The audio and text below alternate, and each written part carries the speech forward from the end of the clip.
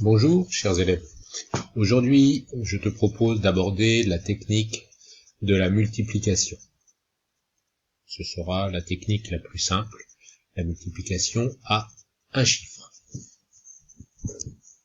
D'abord, que signifie la multiplication?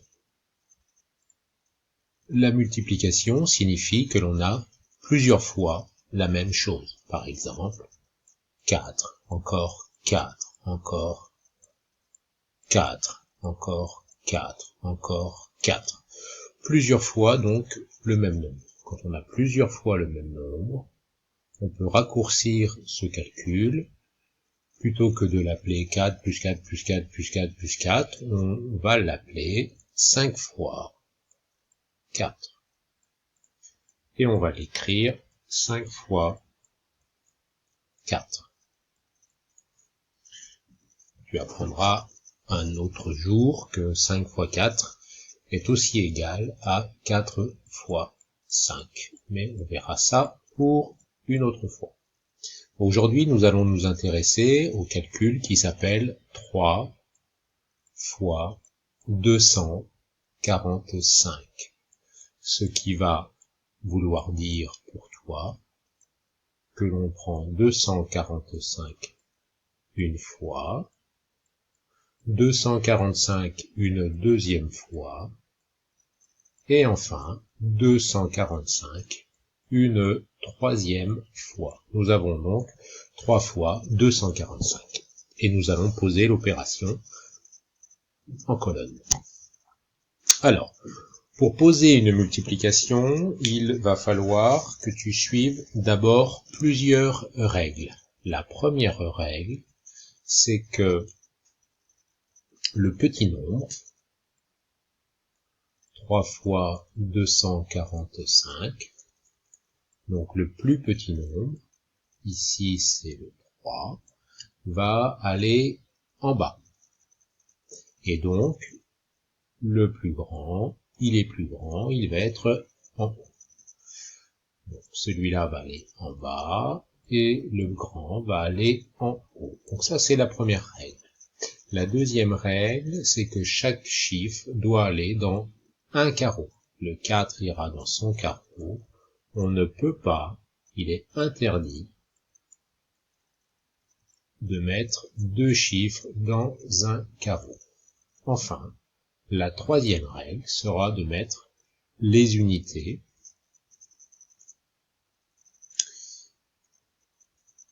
alignées en colonne, les unes sous les autres. Ici, dans 245, le chiffre des unités est le 5, et dans 3, le chiffre des unités est le 3, il est tout seul, donc on mettra donc le 3 et le 5 alignés en colonne, l'un sur l'autre. Je commence à poser l'opération. Donc, j'ai dit que je mettais en haut le grand nombre et en bas le petit nombre. Je n'écris pas très bien, excuse-moi. Je n'oublie pas de tirer le trait et d'indiquer le signe fois. Voilà, mon opération est posée. Maintenant, il me reste à effectuer la multiplication, c'est-à-dire à effectuer les calculs. La difficulté et les pièges risquent d'arriver. Pour te simplifier, de mieux te faire comprendre comment on effectue la multiplication, je te propose de bien anticiper, de bien préparer chacun des 3 calculs que l'on va faire. Avec mes élèves, je parle souvent des 3 voyages que nous allons faire. Je vais d'abord commencer par faire un premier calcul. Je vais partir du 3. Je vais aller chercher fois et je vais revenir ici pour commencer par prendre les chiffres, le chiffre des unités, donc le 5. Ce voyage, ce calcul, va s'appeler 3 fois 5. Il est important de le prévoir déjà, car il ne bougera plus. Je l'ai prévu, je serai obligé de le faire. Donc le premier voyage, le premier calcul s'appellera 3 fois 5. Je le ferai plus tard. Je vais m'occuper de prévoir, d'anticiper le deuxième calcul. Le deuxième calcul, je vais revenir au 3 Je vais aller chercher à nouveau le signe fois, 3 fois, et je vais revenir prendre le 4. Le deuxième calcul s'appellera donc 3 fois 4, je l'ai prévu, je serai obligé de le faire. Et enfin, le dernier calcul, le calcul bleu, je vais prendre une dernière fois le 3, je vais aller chercher le fois et je vais prendre le chiffre des centaines, donc mon calcul s'appellera 3 fois 2. Mes 3 calculs sont prêts, je vais pouvoir les effectuer. Je reviens donc au calcul numéro 1 que j'avais anticipé, qui s'appelle 3 fois 5. 3 fois 5, si je regarde une table de multiplication, ou si je compte sur mes doigts, je trouve que ça fait 15. La difficulté, c'est que 15 ne peut pas s'écrire simplement dans la case du résultat, parce que je ne peux mettre qu'un seul chiffre par cas. Donc, tu as peut-être l'habitude, je vais couper ce nombre en deux, je vais garder celui-là, qui va aller se mettre tout de suite dans la case du résultat, et le deuxième chiffre, celui qui est de ce côté, va aller se mettre en retenue, en réserve pour plus tard, pour mon deuxième calcul, souviens-toi, pour mon calcul vert. Donc le 1 qui est là, je l'emmène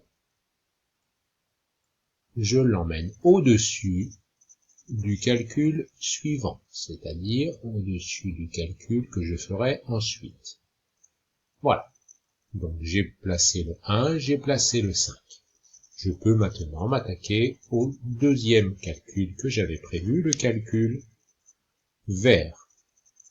Souviens-toi, j'avais bien prévu 3 fois 4. Je ne change donc pas, je garde ce que j'avais prévu, je prends 3 fois 4, je regarde un outil où je compte sur mes doigts, 3 fois 4 égale 12. Mais attention, j'avais mis en réserve, souviens-toi, j'avais mis le petit 1. Je vais le compter maintenant, mais maintenant seulement. 12 et 1, maintenant, ça fait 13. Comme tout à l'heure, je ne peux pas écrire mon résultat ici, puisque j'ai deux chiffres. Je coupe mon nombre en deux. Le 3 va pouvoir utiliser cet espace, mais le 1 va être positionné en retenue, en réserve pour le coup d'après, pour le calcul suivant, c'est-à-dire le calcul bleu que j'avais prévu ici. Donc je place mon 1 et je peux l'entourer. Il me reste à faire le troisième calcul que j'avais anticipé. Il s'appelle 3 fois 2. Je regarde un outil où je compte sur mes doigts. Je vois que ça fait 6. Mais je n'oublie pas que j'avais en réserve la petite retenue. La solution de 6 et de 1, ça fait maintenant 7. Pour 7, je n'ai pas de difficulté, puisque 7 est tout seul. Je peux donc l'écrire maintenant dans la case qui est prévue pour le résultat. Voilà, j'ai effectué la multiplication.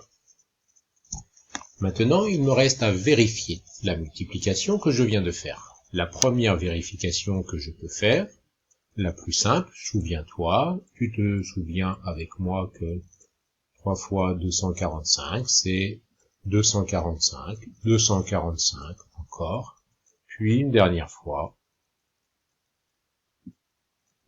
Voilà. Eh bien donc, je peux la vérifier en faisant une addition. Je compte 5 et encore 5 et encore 5. J'obtiens 15. Je compte 1 et 4, 5 et 4, 9 et 4, 13. 1 et 2, 3, et encore 2, 5, et encore 2, 7. J'obtiens 735. Mon opération est bonne. Mais je peux aussi utiliser la calculatrice pour vérifier mon opération. Dans ce cas,